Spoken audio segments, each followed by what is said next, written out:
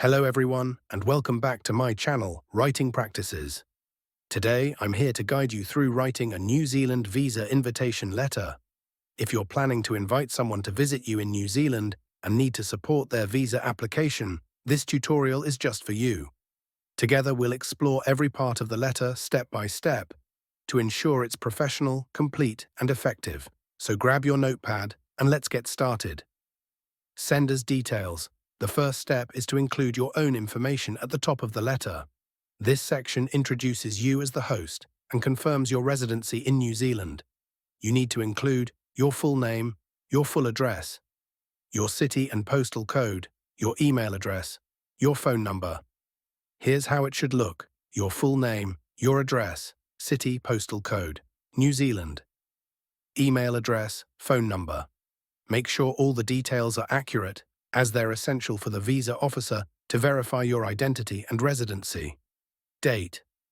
Next, write the date on which you're drafting this letter. It goes directly below your contact details.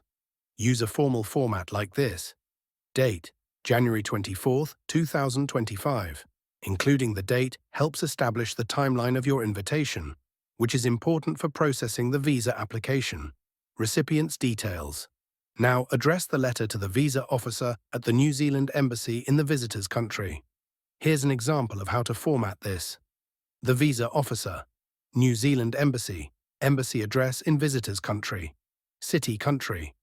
This ensures the letter is formally directed to the appropriate authority. Subject. The subject line briefly states the purpose of the letter. It should be concise yet clear, like this. Subject: Invitation for visitors' full name to visit New Zealand. This summary allows the visa officer to quickly identify the purpose of your letter. Salutation. Begin the main part of your letter with a respectful salutation. Use a professional greeting such as, "Dear Visa Officer." This sets the tone for the rest of the letter. Opening paragraph. Purpose of the visit. In the first paragraph, explain the purpose of the invitation. Specify who you're inviting, their address, the dates of their intended visit, and why they're coming. For example, I am writing to formally invite visitors' full name, residing at visitor's address, city, state, zip code, country, to visit me in New Zealand from start date to end date. The purpose of their visit is state purpose, such as to visit family, tourism, or to attend a special event. During their stay, I will host them at my residence, located at your address. This paragraph is crucial as it provides a clear overview of the invitation. Details of the invitation. In this section, elaborate on your relationship with the visitor and the reason for their visit. For example, visitor's full name is my state relationship, such as sibling, friend, or parent, and this visit will allow us to mention reason, such as reconnect, celebrate an important occasion, or explore the country together. Adding a personal touch here makes the invitation genuine and compelling. Be specific about your relationship and why the visit matters. Accommodation and financial support.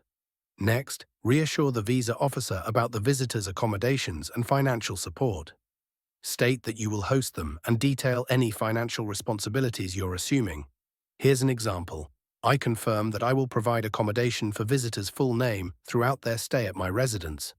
Additionally, I will mention financial support, if any, such as cover their daily expenses, local transportation, and other necessary costs. To support this application, I am attaching the following documents. 1. A copy of my New Zealand ID or residency permit. 2nd, proof of my address in New Zealand, such as utility bill or tenancy agreement. 3. Recent financial statements or pay slips as proof of financial capacity. Providing these details demonstrates your commitment to supporting your visitor and ensures they will be well taken care of during their stay. Visitor's details. This section provides essential information about the visitor, helping the visa officer verify their identity. Include full name, visitor's full name, date of birth, visitor's date of birth, passport number, visitor's passport number, relationship to me, relationship such as sibling, friend, etc. Ensure these details are accurate to avoid delays in the application process. Assurance of visitor's return. In this paragraph, assure the visa officer that the visitor intends to return to their home country after their visit. Highlight their commitments back home, such as a job, studies, or family responsibilities.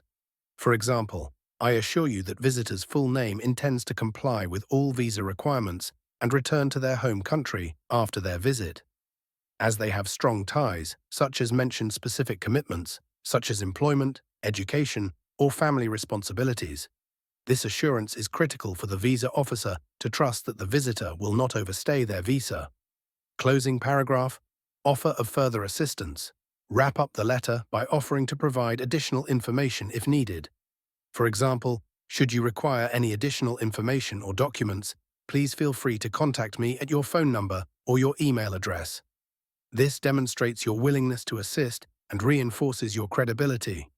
Closing. End the letter with a polite closing phrase like, "Yours sincerely," followed by your full name. "Yours sincerely," your full name attachments. Finally, list the documents you are including with the letter. For example, attachments, copy of ID, proof of address. Financial statements. These attachments substantiate your claims and make the application stronger. That's it for today's tutorial. Writing a New Zealand visa invitation letter may seem challenging at first, but by following this step-by-step guide, you'll create a letter that's clear, professional, and effective. If you found this video helpful, don't forget to give it a thumbs up, subscribe to Writing Practices for more tutorials, and leave your questions or thoughts in the comments below. Thank you for watching, and I'll see you in the next video.